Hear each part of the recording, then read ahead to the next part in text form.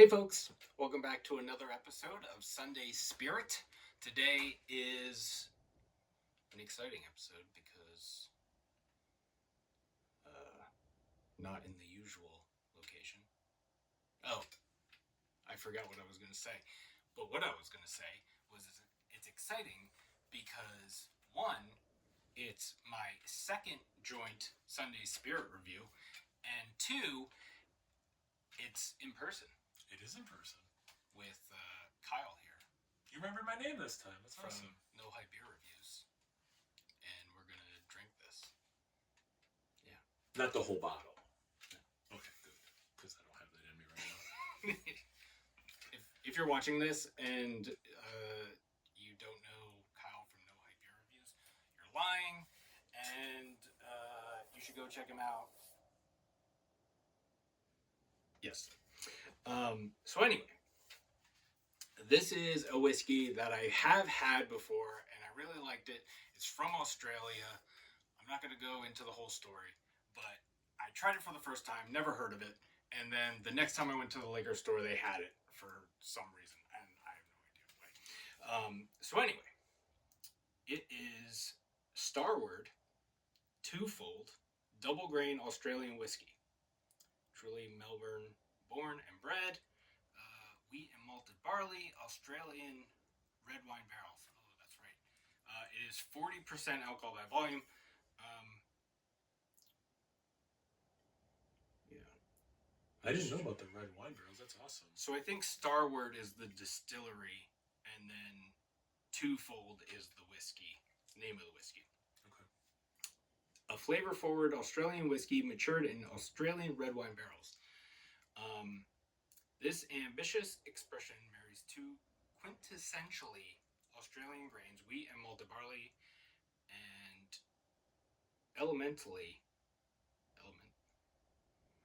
that's a weird phrasing. Matures them in Melbourne's intensely reactive climate. Twofold promises to deliver an approachable whiskey with bright aromas. Oh, there's a tasting notes. Oh, yeah. So we'll look at later. And also, I forgot to do my thing again because I don't do these videos too often where I usually pour it and then I talk about it. Oh, yeah. Let it open up a little bit, yeah. I get it. Yeah, so. But I'm excited to try this because when I had it, I wasn't really like,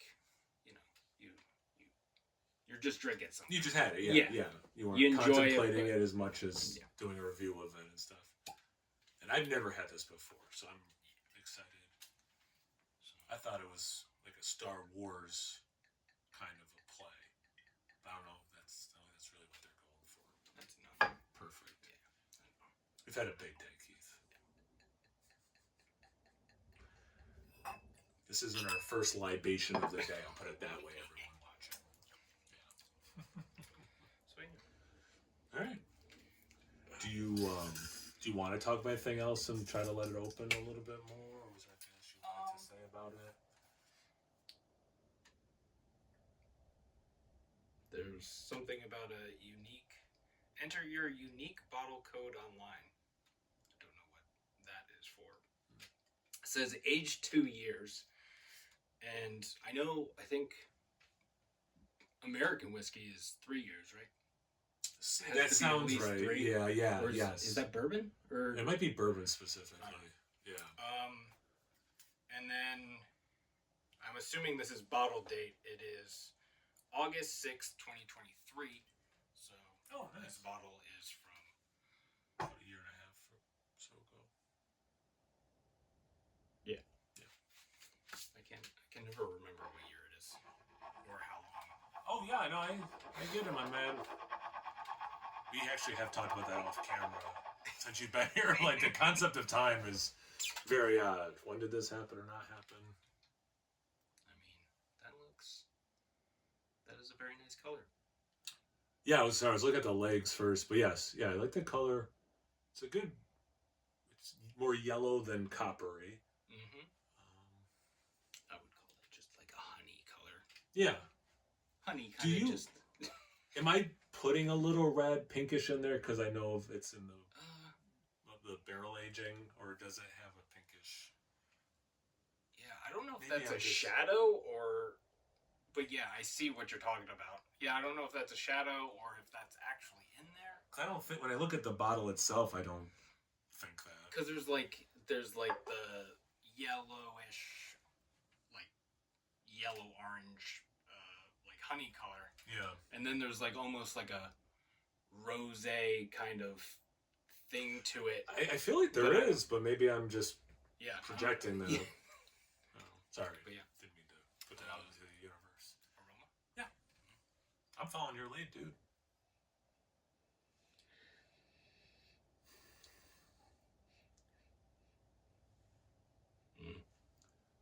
What are your initial thoughts?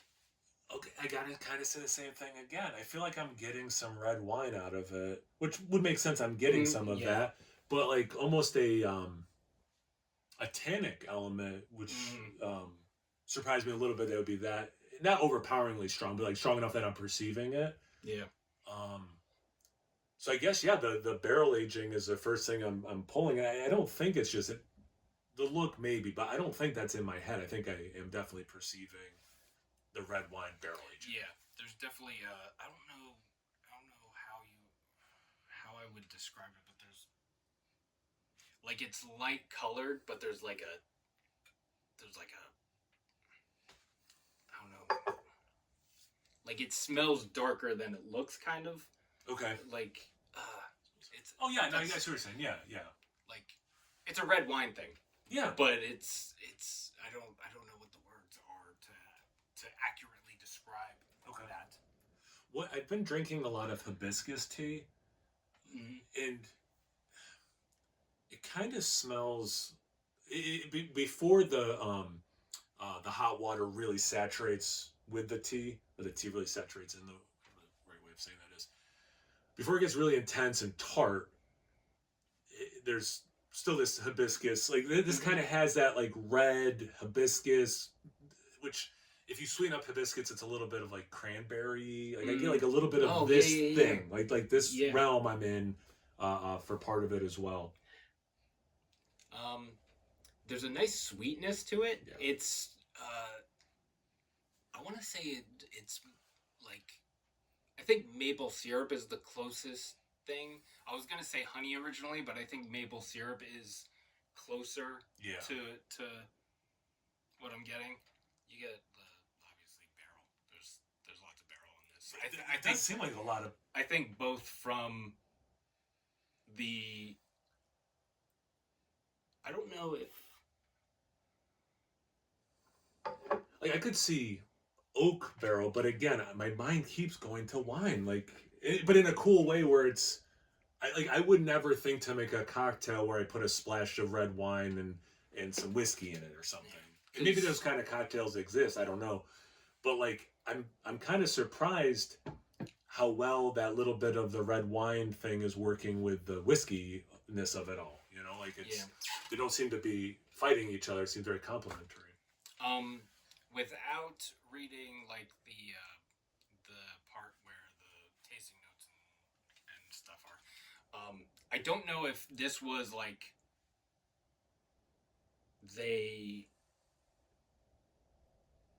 I don't know if it was just aged in red wine barrels or if it was aged to like whiskey then it was aged an additional 2 years. That's interesting. But I think it might have just been, I don't know. I feel like I'm getting 2 layers of the barrel of like the oak. Yeah, you know what's interesting? Going back to the maple syrup of it all, I'm getting more and more of it as I keep smelling it. Because initially I was like, yeah, you're right. Like that's the closest I can get to articulate as maple syrup, but it's like compounding on my aroma or on my nose, which I don't know if I've ever said that out loud before. Like tasting things compounded. I talk about that sometimes, but yeah, it's really, I love it. This smells really good. Like also just from a, do you enjoy it or not? I love the smell of this. And it doesn't, it's not burning my nostrils at all. It's just really good. Yeah. Slightly floral. I think part of my hibiscus thing is it's a little bit of a floral thing as well. Yeah. Yeah, I love this aroma, dude. You wanna taste it? I do. Cheers. Cheers.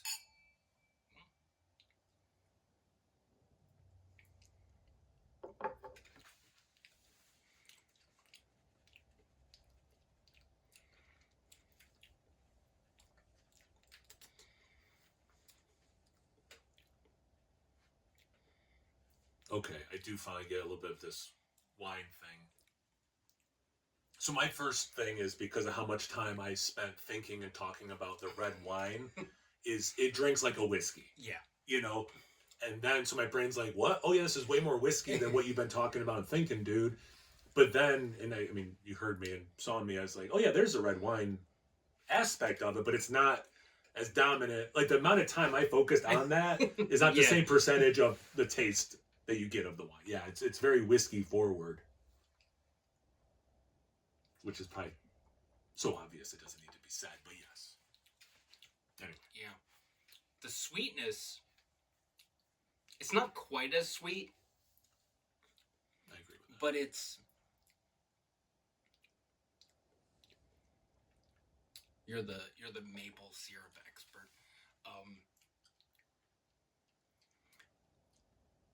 It's still maple-y. Yeah.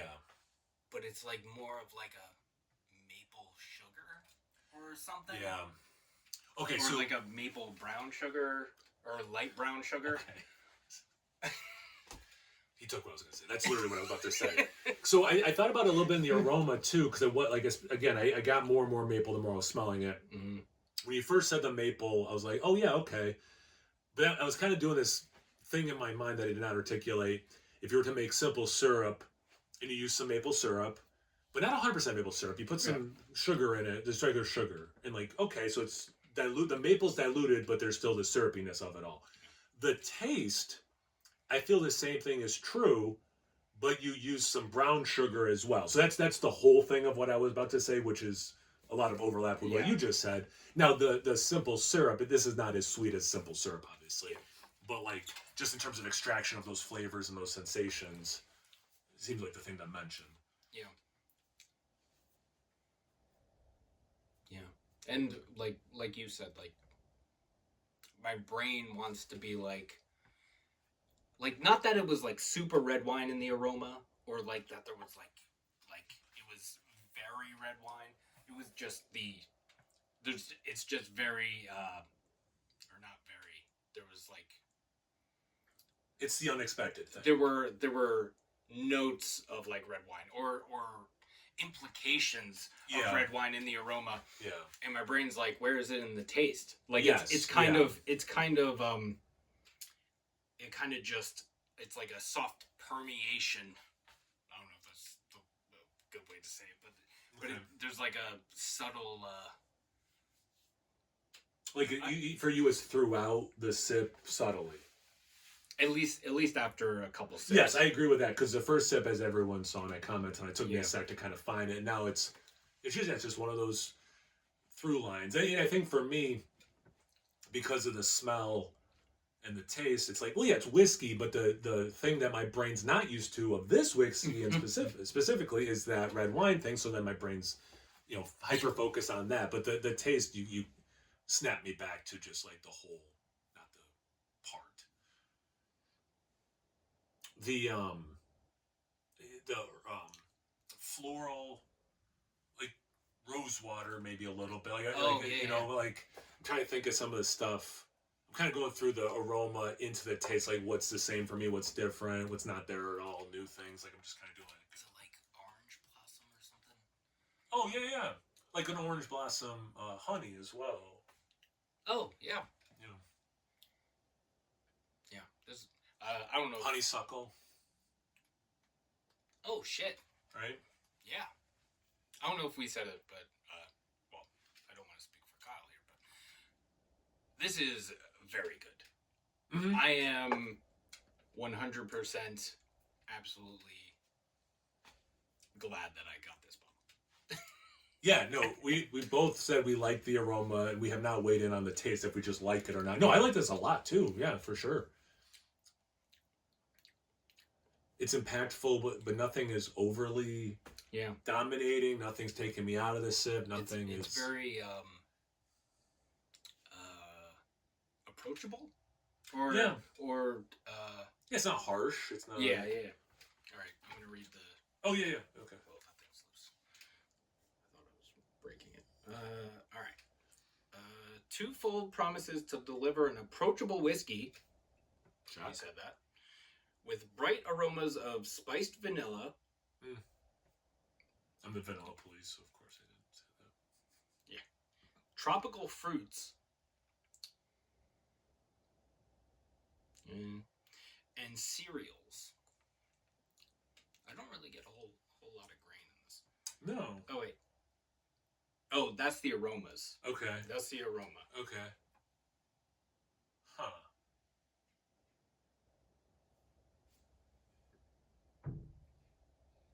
All right. I can see the spiced vanilla. Yeah, I mean, but yes, it has a vanilla-y. But I think that's incorporated with like the brown sugar thing. Yeah, and I wouldn't say I get a ton of tropical fruits myself. No. The palate is rounded, carrying hints of red apples and berries. I think my cranberry hibiscus thing was in that realm. I'm okay with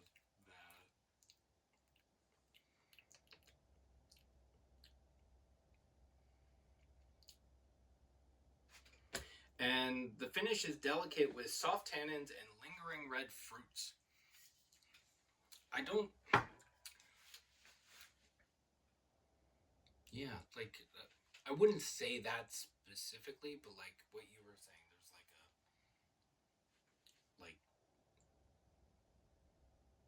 like I think the rose water thing, or the orange blossom water, or whatever, is closer to what I'm getting.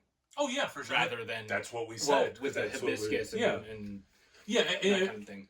And this is true. I think sometimes with beer reviews, it's the same thing where it's like, I'm saying peach, they're saying apricot. It's like that's probably the same. No, we're just whatever. It's stone fruit. Yeah, you're right. Exactly. And I think because I do think it's a little floral. So and because I've been drinking hibiscus every day, so it's on my mind. But then it is a little berry in terms of cranberry, like whatever. Like so, there's definitely this overlap. But and then there's stuff that we definitely didn't get or perceive, like the tropical fruit thing. Other than maybe some coconut, which can happen with barrel aging. I wouldn't say I get pineapple. I wouldn't say I get. I'm trying to think like other tropical fruits. I don't get guava. I don't get passion fruit. I don't get kiwi. Yeah, I mean, I could get. Yeah, coconut. I guess like the vanilla. I'm mad I didn't say vanilla. I will say that, and I know I'm the vanilla police, but like the spice vanilla is a really accurate note. It is. I mean, that's like light bulb moment when he said it, and now I'm smelling. It's like, yeah, no, that's there. Oh, that's good. Yeah. I mean, I think most of the like, I think a lot of the red apple berries and the lingering red fruits are like that kind of. It's the impression of red wine rather than it just outwardly tasting like red wine. So like those are notes, but they're not as. Like, that's the thing when they, like, give you tasting notes and stuff. It's like, yeah, I get that, but that's, like, not the biggest. Those seem to... Yeah, some of those notes seem to be what the wine barrel aging is bringing. Like, I don't know if I've ever had a whiskey where I was like, oh, I'm getting guava. So, like, the tropical fruit thing is... I don't get it. I think... But maybe... with wine, I've said that. I've said... I don't know about red wine, but I've said... obviously fruitier elements with wine. I have a feeling that they meant coconut. Maybe. I mean, they were just being... more inclusive. Okay. Yeah. Or more vague. Rather than just being like coconut. Yeah, that's fair. But yeah, I could see coconut, like that. That doesn't... I don't disagree with that. But yeah. Thank you for sharing this with me. I really appreciate it, man. Thanks for doing this. Yeah. Thanks for having me. I know. Yeah, thanks for having me here. I know. Here we go. In the bunker. I know. This root cellar, It's not a mud room. It's like a root cellar. Man cave?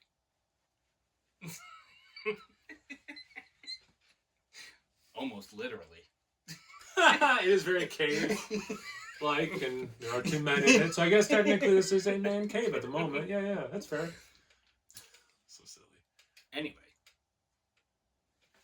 This is really good. Yeah, if you can find this, which I thought I wouldn't be able to find because I literally had never seen it until I saw it, until a literal Australian brought it to a party that I was at, and I had a little bit of it, and I thought it was awesome. And then, like I said, the next time I went to a liquor store, I saw it, which was weird. And yeah, so I got a bottle. But if you see it, this is a bottle that I definitely recommend picking up. And I don't always do that because whatever. But I really like this, and I think it's worth. I think it was like $30 maybe. That seems like a good value for the quality of this. Yeah. Wow. Okay. I don't think it was over 40.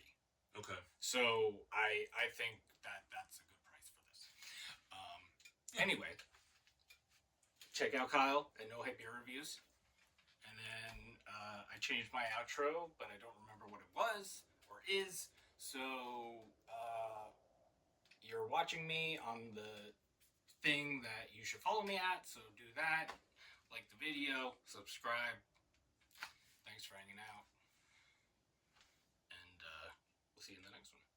Cheers. Cheers. Thanks again, bud.